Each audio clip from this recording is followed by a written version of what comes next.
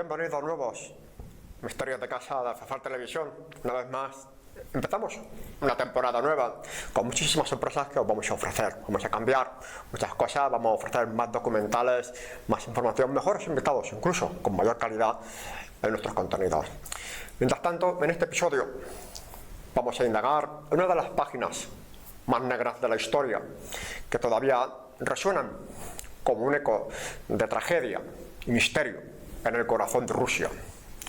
En los albores del siglo XX, la poderosa familia Romanov acabó su legado con la caída del zar Nicolás II. Fue una historia realmente que puedo decirla como un cuento de imperio y revolución, de amor y pérdida. En este episodio vamos a indagar un poquito la familia Romanov, así también como esa faceta humana que ha rodeado el asunto de la caída de esta familia al completo, de forma trágica, que acabó en los sótanos de una ciudad rusa conocida como Ekaterimburgo. Así que, qué mejor forma que presentar a nuestra colaboradora y compañera Inma. Bienvenida de nuevo. Muchísimas gracias por invitarme a Misterios en Casa. Encantada de estar aquí. Para nosotros es un placer tenerte aquí. Bueno, por cierto, Inma, todavía resuenan los ecos también de hace un poco más de 2 meses. Hemos tenido un gran éxito con el congreso, el tercer congreso de la cultura del misterio. Yo creo que todavía estoy recibiendo mensajes privados felicitándonos por esa magnífica exposición, esa magnífica organización. Así que, en nuestra parte que nos toca, nos tenemos que poner una medalla entre ambos, ¿no?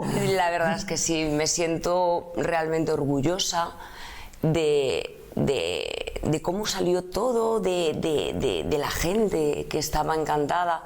Lo que tú dices, yo también sigo recibiendo mensajes de enhorabuena, de pleno completamente, lleno, la gente disfrutó, nosotros lo disfrutamos, los ponentes lo disfrutaron, fue maravilloso, fue maravilloso. Claro, así que esperamos a todos nuestros seguidores, el futuro congreso de nuevo en Alfafar, gracias al Ayuntamiento de Alfafar y también gracias a los nuevos ponentes que formarán parte de un cartel realmente que estamos preparando, que va a ser una sorpresa, va a ser espectacular. De momento vamos a dejarlos con las ganas. Exacto. Y nosotros nos vamos a centrar, pero vamos a ver, Inma, que vamos a hablar sobre la familia Romanov. Primero, tan mal lo hizo el zar Nicolás II para que pudiera caer de esa forma tan estrepitosa. ¿Cómo era esa familia?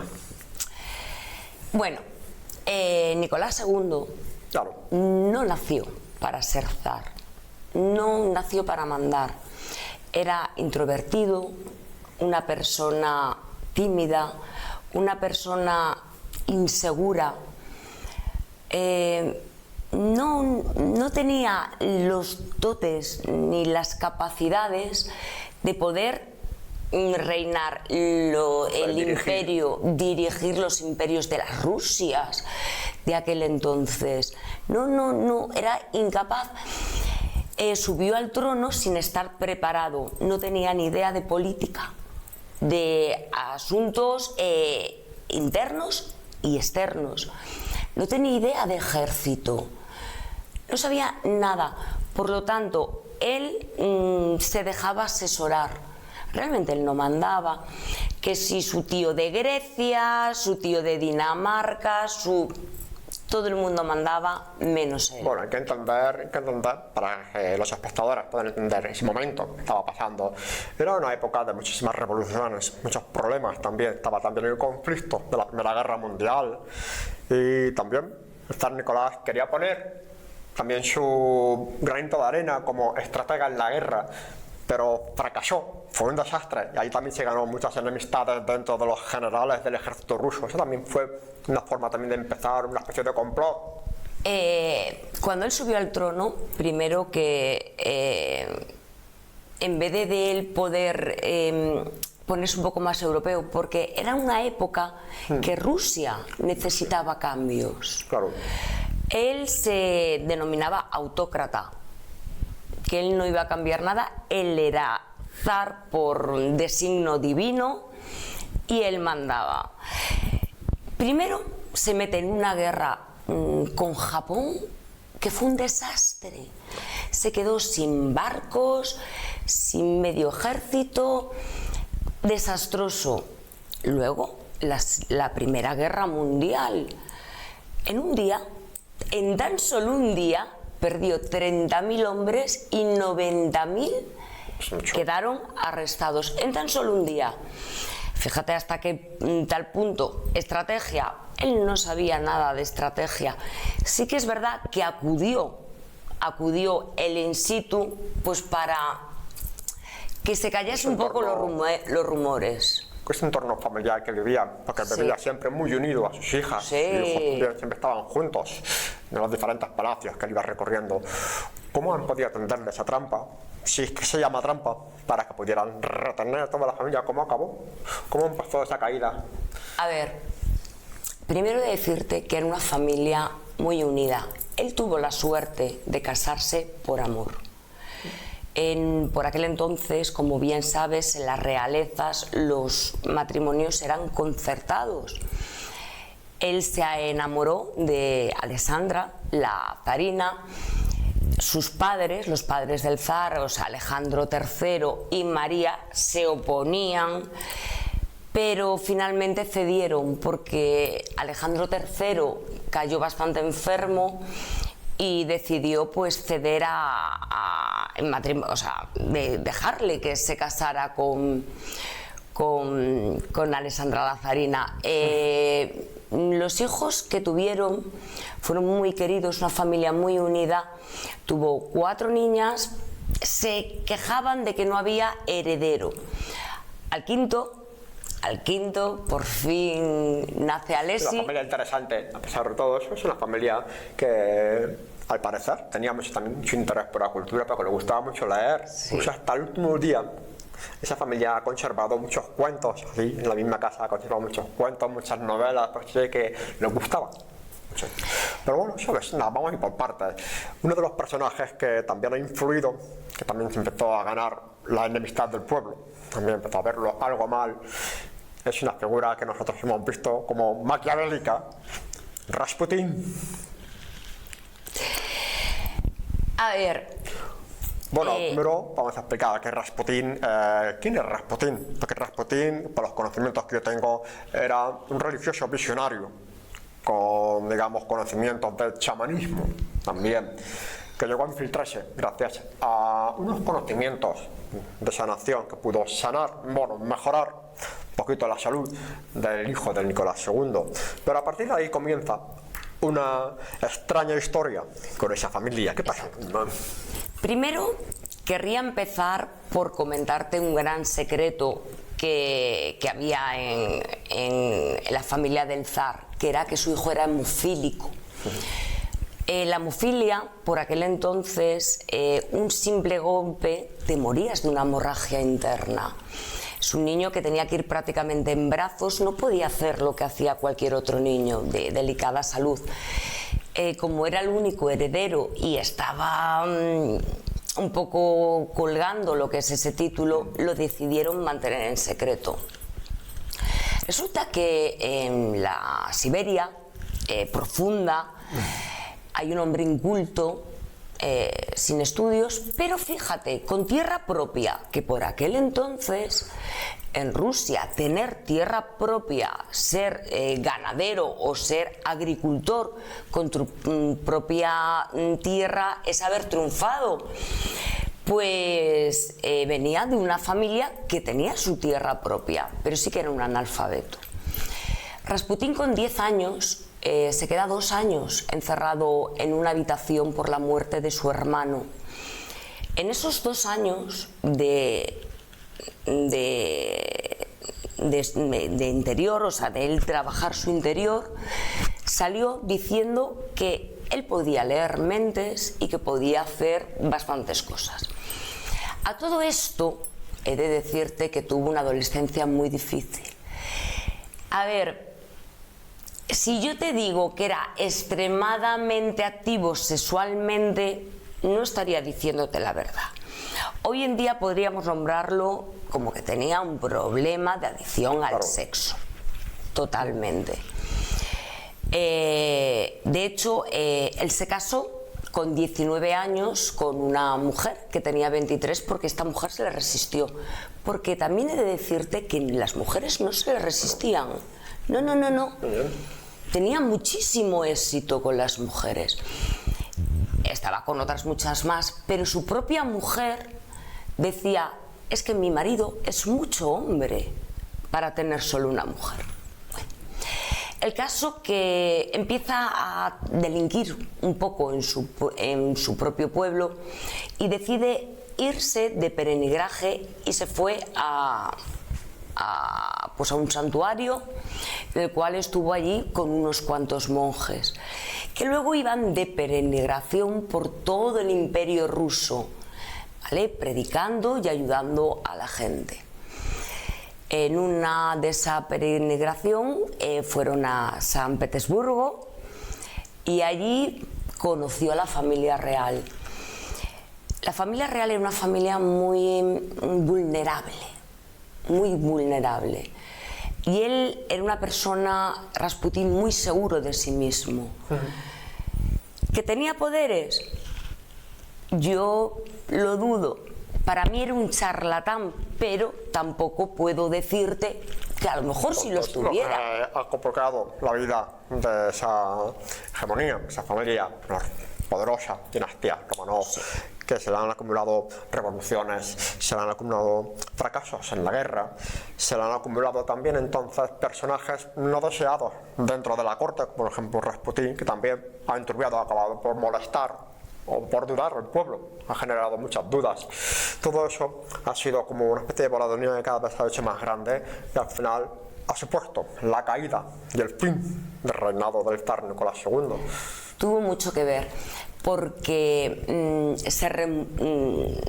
los rumores era que él tenía un cierto affair con la zarina. Cosa que mi opinión es que no, simplemente ella estaba, bajo mi punto de vista, en estos años de estudio, muy enamorada de Nicolás, pero los rumores es que había conquistado. Él era de lo peor sexualmente, o sea, por donde iba enseñando los genitales, un alcohólico, fatal, la fama fatal. Los amigos de Nicolás se separaron de él. ¿También? Le dijeron, cuidado, cuidado. La familia de él dijo, cuidado. Él no hizo caso. Confiaron en él plenamente. No sé qué gran poder tenía con ellos. Fijaros, espectadores, los seguidores que estamos viendo este caso de la familia Romanov, que todos estos problemas acabaron mal, evidentemente. Acabó con el fusilamiento de forma traidor, por decirlo así, pero la gran pregunta es ¿quién ordenó realmente la orden de ejecución? ¿Fue Lenin? Porque hay apuestas que dicen que no, que quizás se adelantó. Nosotros, digamos, habían trastocado muchísimo los planes de una manera inesperada. Bueno, llegamos a que el rey y el zar tiene que abdicar. Entonces, primero es arrestado domiciliariamente, primero muy bien, en el Palacio Alejandro, a 20 kilómetros de San Petersburgo, pero la cosa se va endureciendo. Van a Volokhs y de allí ya pasan directamente a Ekaterimburgo, a la casa Hipatie. En 5 habitaciones de la segunda planta viven 11 personas, 5 hijos, el matrimonio y 4 personas leales de servicio, entre ellos el médico del niño, leales. Tenían los cristales pintados de blanco para que ellos no pudieran tener nada con el exterior. Dejaron todo prácticamente aislado, todo para que no supiera nadie nada de ellos, absolutamente nada de ellos. Pasaban hambre, pasaban frío. Por razones humanitarias se pidió ayuda. Se pidió ayuda a todas las familias reales que eran parientes suyos y ahí se quedó la cosa. ¿Quién mandó el fusilamiento? A ver, a fecha de hoy no se ha encontrado ningún documento en el cual Lenin haya ordenado, haya hecho esa orden. No la hay. No hay ninguna firma, no hay ningún documento Nada, oficial. nada. Jurovsky, el señor de la Checa, que él mató directamente al zar y a su familia, dijo que por orden de los bolcheviques de los Urales. Puede ser. Es imposible. Pero ¿quién son Porque los según bolcheviques? parecía que estaba muy cerca también el ejército, el llamado ejército blanco, porque podía suponer un problema, porque si liberaban al zar podía volver otra vez a retomar la corona de Rusia. Entonces había que eliminar, cortar de tajo. Yo te puedo decir, bajo mi punto de vista, según mis estudios durante todos estos años, para mí, vamos a ver, la Checa era gente violenta, la mitad eran alcohólicos, estaban llenos de ira, era gente agresiva, claro. Por eso se dedicaban a eso. Sí que es verdad que oyeron rumores de que el ejército blanco iban a salvar a los zares. Yo creo que se pusieron nerviosos, borrachos, hicieron esa carnicería sin sentido. Hablamos de niños de 13 a 20 años. Esos niños claro. merecían morir. E incluso esa gente de servicio, la zarina, el zar, no lo sé, bajo mi punto de vista, fue una cosa de ellos, de los que estaban allí, de la Checa, y lo hicieron ellos. Luego dijeron que por los regionales de los Urales. Empezaron las teorías de conspiración para culparse de uno a otro, pero lo que no podemos olvidar, Inma, y yo creo que nos puedes contar muy bien, es cómo fue ese momento trágico, porque si lo contamos realmente es brutal, muy sangriento. Prácticamente ha sido una ejecución, hay que decirlo así, inhumana, impropia para ser el cargo que ostentaba el zar Nicolás. Una carnicería. Mira, te explico. El día de la madrugada del 16 al 17 de julio de 1918 sube Jurovsky y despierta a todos para decir que hay un pequeño conflicto fuera entre los bolcheviques y antirrevolucionarios, que por su seguridad cogieran sus pertenencias lo justo y bajaran a la primera planta, que tenían que evacuarlos. Así fue. Así fue. Cuando están en la primera planta, Jurovsky les dice que bajen un momento, que dejen sus cosas ahí y que bajen un momento al sótano, a una pequeña habitación, que será solo un momento. Ellos ni imaginarse lo que va a pasar. Todos de pie, menos la zarina, que padecía de ciática, Alexandra, sentado, y el zarevich, Alexei, que por su enfermedad también sentado. De repente entra Jurovsky con detrás sus verdugos y dice que tiene que ser ejecutado por los crímenes, miles de crímenes a la humanidad. Saca su pistola y lo fusila. 3 tiros. No le dio tiempo a girarse a su familia para decir ¿qué está pasando? No dio tiempo. Al momento, la zarina, luego el zarevich de tan solo 13 años. Así fueron cayendo. Pero resulta que las grandes duquesas, Olga, Tatiana, María y Anastasia, estaban mal, pero seguían vivas. Y aquí hay una cosa muy curiosa. A ellas desde pequeñitas les enseñaron a sus joyas más valiosas, por lo que pudiera pasar, coserlas en unas enaguas que solamente deberían de ponerse en momentos que ellas vieran conflictivo. Ellas vieron ese momento conflictivo y esas joyas les hicieron como de chaleco antibalas. O sea, les hizo una coraza. Entonces la habitación se llenó de pólvora, tampoco No se podía ver veía. prácticamente nada. Es una habitación de reducidas dimensiones. Prácticamente han disparado apenas 2 metros encima de todos. Entonces, a base de golpes, a base de cuchilladas con una bayoneta, terminaron de rematar a toda la familia. 20 minutos. Hay más que me acuerdo yo, que durante ese fusilamiento trágico Sí. había una leyenda y finalmente parece que fue cierto, de que mientras estaban disparando había muchas balas que estaban rebotando en los cuerpos de las hijas del zar. ¿Qué tiene de cierto eso? Claro, pues porque ellas tenían dentro de sus enaguas sus joyas Todo cosidas. estaba ahí cosidas las joyas, Cosidas las esos joyas. rebotes que hacían las manos. Todas en sus enaguas, desde pequeñas les habían Yo enseñado. creo que tenían también un cojín que lo estaban utilizando.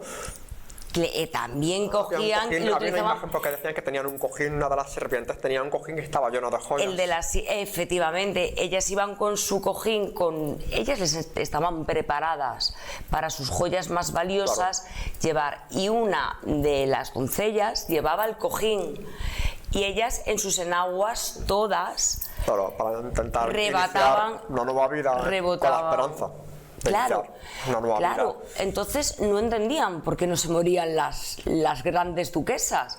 Entonces ahí es cuando se volvieron locos y empezaron golpes con bayonetas. 20 minutos sangrientos. Salvajes. 20 minutos matando a una familia Completa. 11 personas. Pero lo peor de todo eso no solo ha sido la matanza que han hecho dentro de ese sótano, sino que después, cuando se llevan los cadáveres, que lo trasladan a un sitio en secreto, decidieron hacerle una segunda salvajada. Eso fue un caos, eso fue caótico, un desaguisado. Hablamos de 11 cadáveres, los cogen y los meten en un camión. Bien. Se los llevan a unas minas cercanas, ahí en Ekaterimburgo, y los meten en un pozo, el cual con granadas lo hacen explotar. No sucede nada, intactos.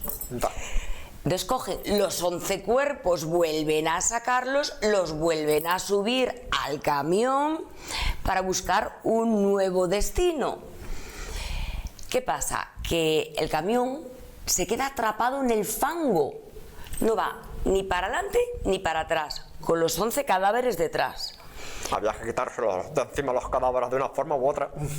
Piden ayuda, pero por lo menos 2 cadáveres tuvieron que quitar, que con el tiempo, con los años, después de 100 años de misterio, de mentiras, se supo que era la gran duquesa María y el zarevich Alexei.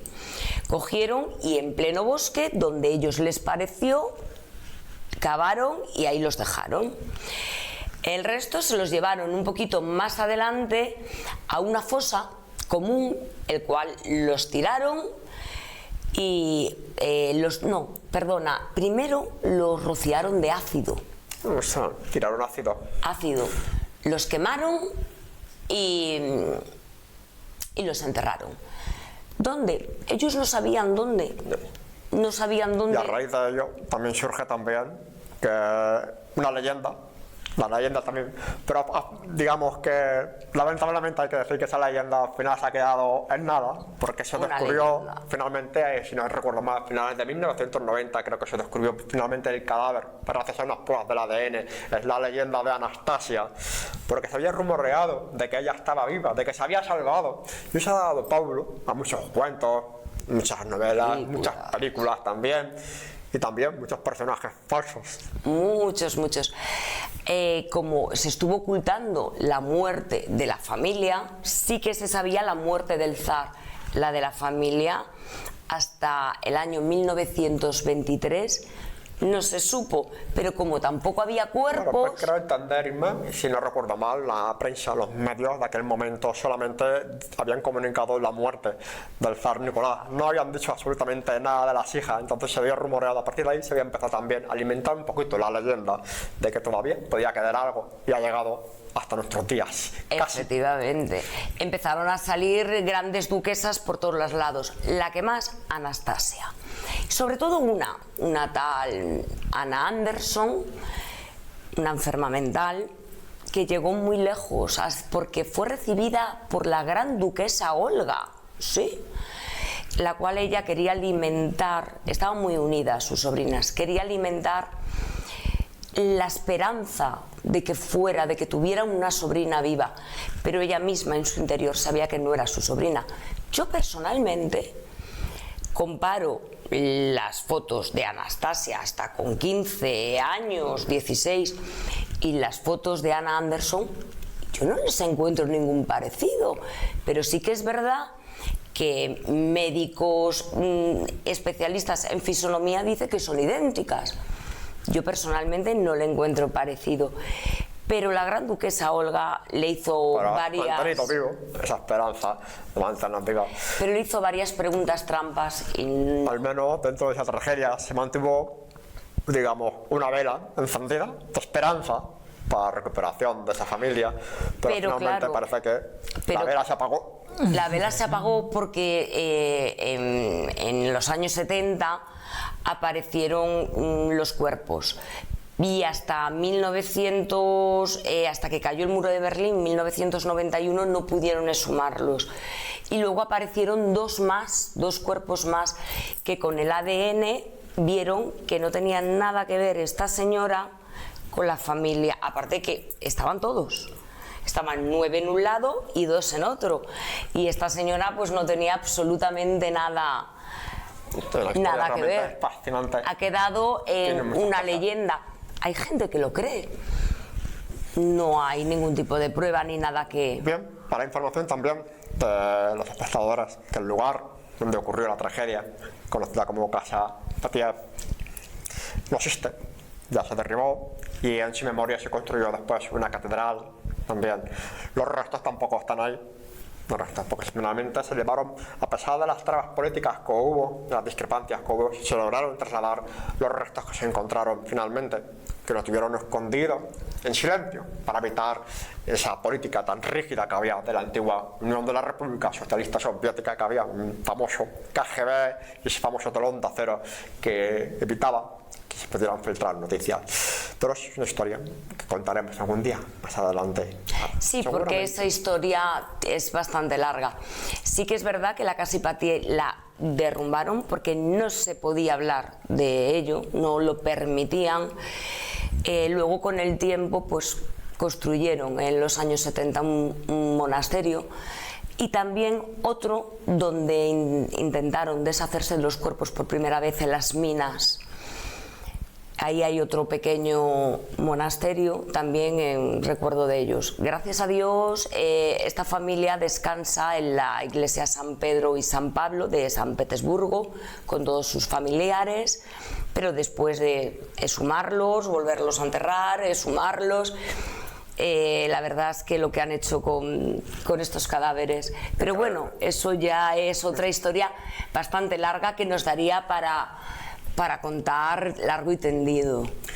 Bueno, como ya han visto en esta historia de la familia Romanov, poder, gloria, auge, caída, conspiración, magia, leyenda, muerte. Casi prácticamente completa todo esta familia. Bueno, desde aquí tengo que darte gracias, Inma, por habernos contado una historia sobre los Romanov, que tiene muchísimo más que contar. Muchísimo. Pero nos vamos a guardar para otros programas. Por supuesto. Así que, y a ustedes, como siempre, les deseamos que pasen una feliz noche. Los esperamos en nuestro próximo programa, Historias de Casa, de Alfafar Televisión. Os espero.